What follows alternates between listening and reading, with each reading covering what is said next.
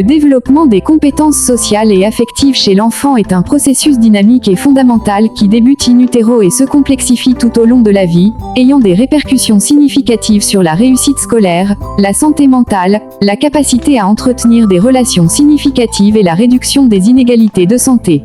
Ce développement repose sur 4 dimensions interdépendantes: la dimension émotionnelle, la dimension sociale, le concept de soi et l'autorégulation.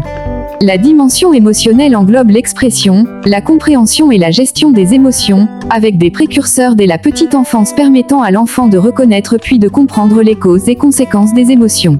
Dès la naissance, les nourrissons manifestent des différences individuelles dans leur capacité à s'autoréguler et à interagir socialement, leurs premières émotions étant liées aux perceptions sensorielles.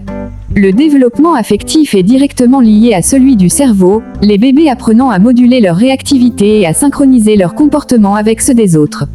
La dimension sociale se construit principalement à travers les interactions avec les adultes et les pairs, permettant à l'enfant de reconnaître et de répondre aux indices sociaux de manière adéquate, essentiels pour établir des relations interpersonnelles de qualité et prendre en compte la perspective d'autrui. Les compétences sociales évoluent de la simple communication non verbale, comme le contact visuel, à des capacités plus complexes telles que la compréhension des signaux sociaux, l'écoute et la résolution de conflits. Le concept de soi, quant à lui, est l'ensemble des connaissances et perceptions qu'un individu a de lui-même, émanant d'abord de la prise de conscience que l'enfant est un être distinct des autres, et se nourrissant des expériences et du regard d'autrui pour construire la confiance en soi, l'estime de soi et l'autonomie. Enfin, l'autorégulation est la capacité à gérer ses émotions et ses comportements de manière appropriée. Le développement cognitif et langagier influencent directement le développement socio-affectif. Les capacités cognitives permettent à l'enfant de comprendre des notions liées à son identité, d'observer, d'anticiper, d'imiter et de résoudre des conflits interpersonnels.